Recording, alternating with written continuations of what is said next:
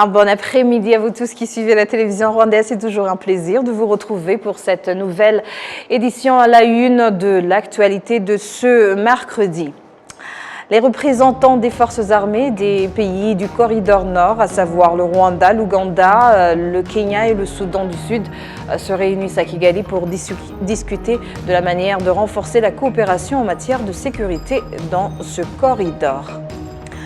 Alors que la région des Grands Lacs reste marquée par des conflits attisés par des discours de haine, de la propagation de l'idéologie génocidaire, les analystes politiques estiment que cette année 2025 devrait pousser la communauté internationale à accepter la vérité de l'histoire pour qu'une issue définitive au conflit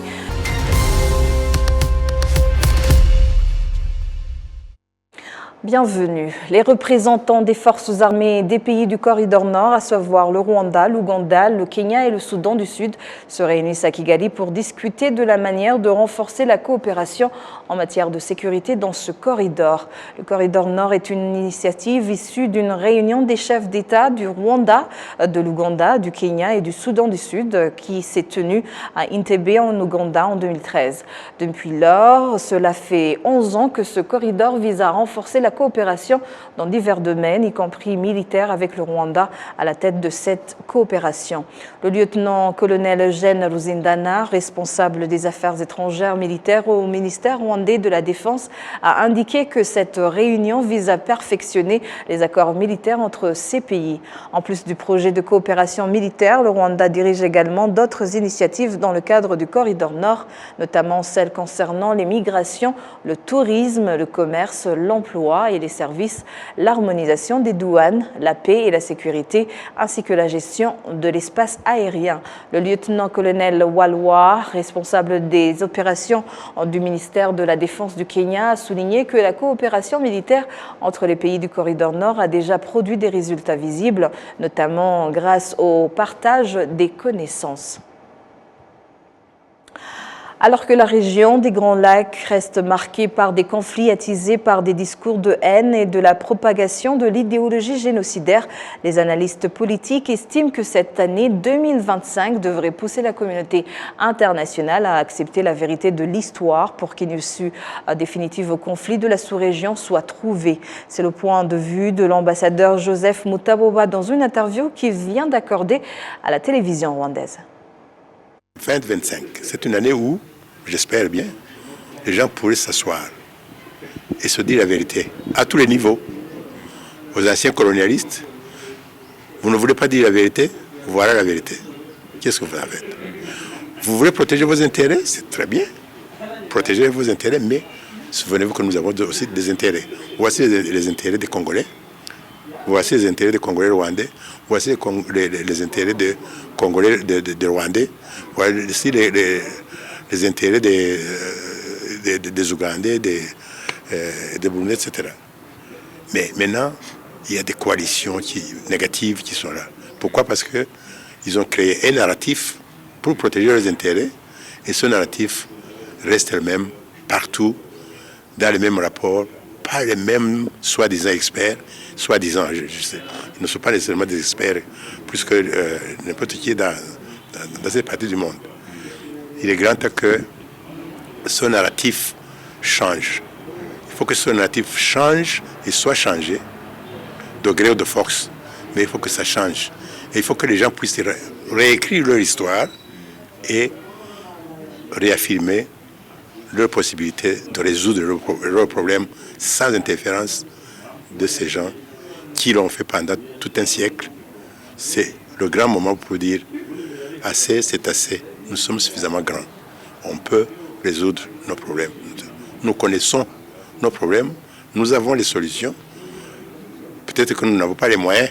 Si on n'a pas les moyens, on pourrait vous demander de l'argent, puisque vous nous avez déjà pris suffisamment d'ici, et les minerais et autres. Donnez-nous le cash, nous on va faire ceci. Mais le cash ne vaut pas lâcher non plus. Sauf s'ils ont intérêt à continuer de faire. Donc ça arrive comme ça. C'est une continuité qu'il faut adresser, mais dans l'histoire des peuples et des populations, pour protéger ces mêmes populations et ces mêmes pays. Sinon, on va sombrer. Il ne faudrait pas. L'ambassadeur Mutaboa estime aussi que la communauté internationale devrait examiner les causes profondes du conflit congolais au lieu d'épouser la rhétorique mensongère des autorités mal intentionnées de la République démocratique du Congo qui ne veulent pas accepter la réalité de l'histoire. Le cas de M23 à Massissi, la prise de Massissi, ça c'est un autre scandale au niveau des déclarations de l'Union européenne et des autres like. Dire que, oh voilà, on est indigné, parce que non, vous êtes indigné aujourd'hui. Pourquoi vous ne vous êtes pas indigné avec les mêmes experts, puisque vous les avez toujours? Vous ne vous êtes pas indigné de ce qui s'est passé en 94-15, quand les mêmes forces sont entrées dans Massissi pour tuer les gens, tuer leur bétail ou s'accaparer de leur bétail. Vous l'avez bouclé. Mais aujourd'hui, vous osez élever la voix et écrire et dépenser beaucoup d'encre sur cette histoire. C'est de l'hypocrisie notoire. On n'est plus au stade d'hypocrisie comme tel. Il faut se dire la vérité.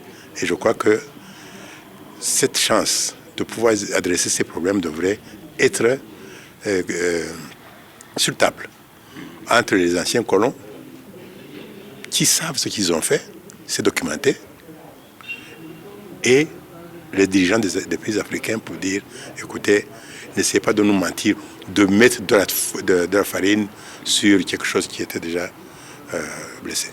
Non, c'est le moment il faut qu'on se dise la vérité. Changeons le narratif, puisque 100 ans après, on ne peut plus continuer à nous prendre pour des idiots. Non, ce n'est plus le cas. C'est trop. On doit choisir le narratif qui répond à la situation actuelle, et on doit chercher des solutions qui sont acceptées par les Africains et entre les Africains eux-mêmes. On ne dit pas foutez au camp. Non, ils peuvent venir, mais il faut qu'ils acceptent leur passé et leur histoire. Ils nous ont mis des bâtons dans la route partout, jusqu'à aujourd'hui.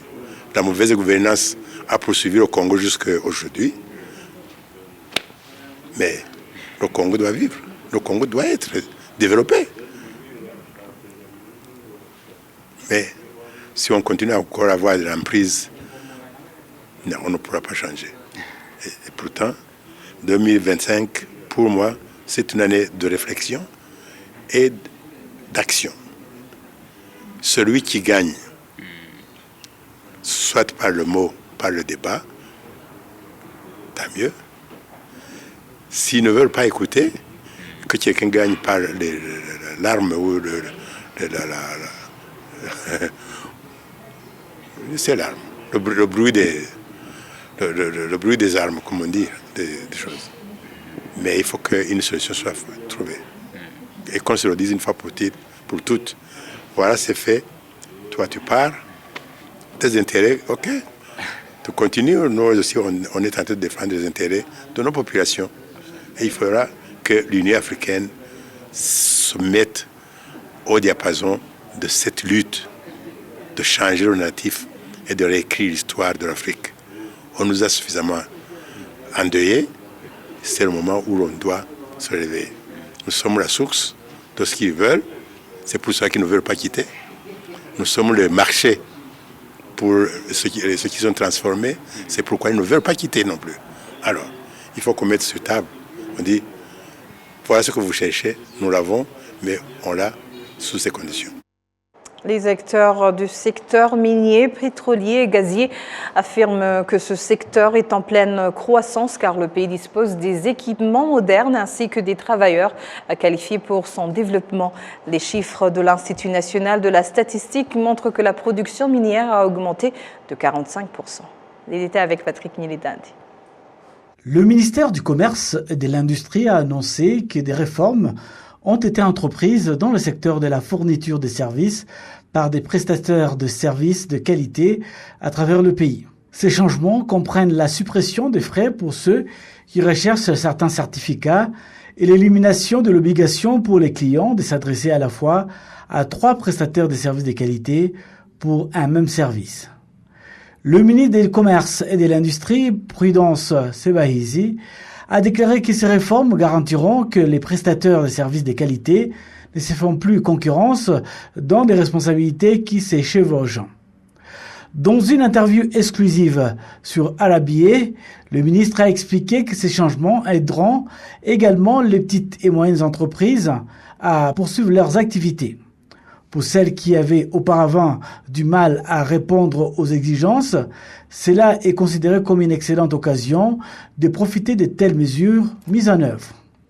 Alabié s'est rendu donc dans la zone industrielle de Masoro, dans la ville de Kigali, plus précisément dans l'usine de transformation de l'or et de l'argent avant son exportation.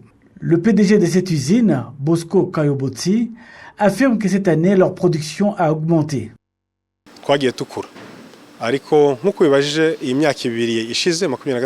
Nous avons continué à grandir au cours des 2 dernières années. Notre croissance est visible et c'est la plus importante des 5 dernières années. La production minière globale a augmenté cette année selon les chiffres de l'Institut national de la statistique du Rwanda. Cette augmentation est principalement due aux différents programmes mis en place par les secteurs miniers, pétroliers et gaziers qui comprennent l'ajout d'équipements modernes et des travailleurs qualifiés en mine, comme l'explique Mukiza Oreste, le chargé de communication du secteur. Cela a été rendu possible grâce à différentes mesures prises, notamment en permettant une meilleure accessibilité aux infrastructures modernes telles que l'énergie électrique à des endroits normalement difficiles d'accès, comme les fonds des mines. Grâce à l'énergie électrique, ces personnes peuvent facilement manœuvrer ces outils et augmenter ainsi leur performance et la production. L'exploitation minière est l'une des industries les plus importantes du pays. Le ministre du Commerce et de l'Industrie, Sebahizi Prudence, explique que le pays a l'ambition de continuer à attirer d'importants investisseurs dans le secteur minier, afin que la production de ces secteurs continue d'augmenter.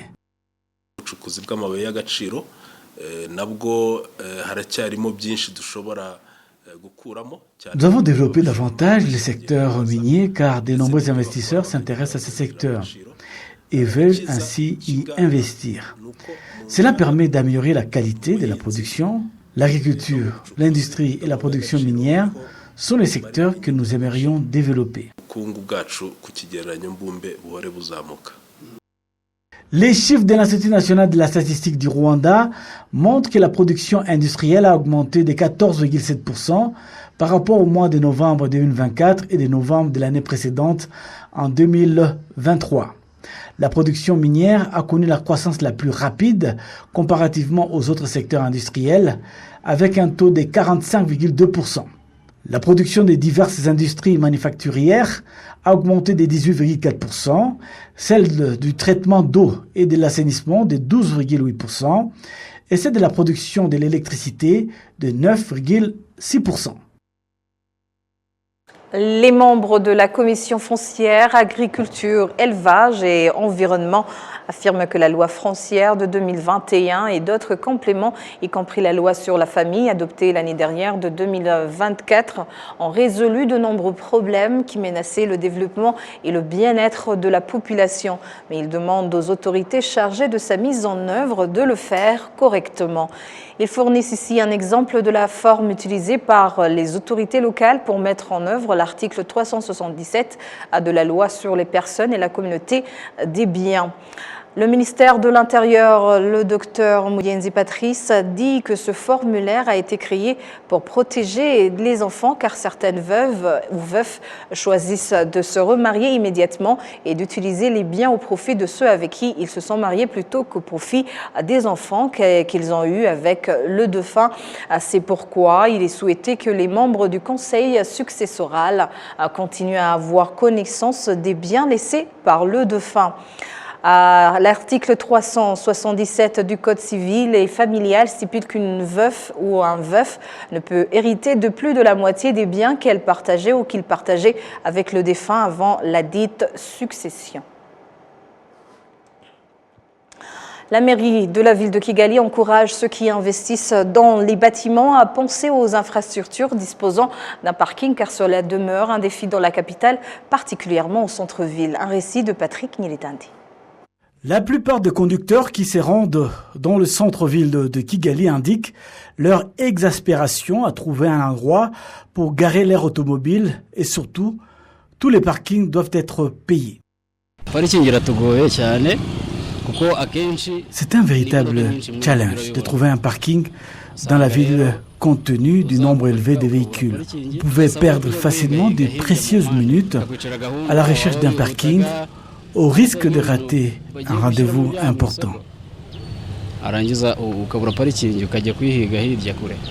Un autre défi, c'est de trouver un parking et les délais avec un tarif horaire de stationnement qui dépendent des promoteurs de l'immeuble. Il y a aussi un coût de parking. Nous devons débourser jusqu'à 500 francs l'heure. Après, les prix augmentent.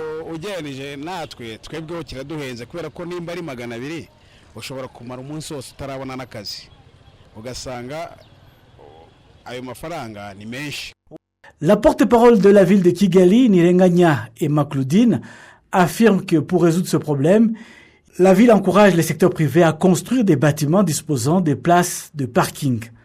Concernant le coût des stationnements et les délais d'occupation du parking, elle a indiqué que la ville allait discuter avec des promoteurs du secteur pour voir comment harmoniser les points de vue. Vous avez remarqué que le nombre de véhicules augmente dans la ville. À long terme, nous envisageons de construire des bâtiments qui vont héberger les véhicules uniquement. Et nous encourageons les promoteurs immobiliers privés à se lancer dans ce business. Certains ont déjà commencé et nous encourageons d'autres. Et pour ce qui est du coût du parking, nous allons amorcer des discussions avec les promoteurs pour voir comment harmoniser le prix. Même si la ville de Kigali n'envisage pas pour le moment de construire dans l'immédiat des parkings, la porte-parole indique qu'il existe des zones proches des principales artères que la ville pourra aménager en mettant des panneaux, permettant ainsi aux propriétaires des véhicules de se garer.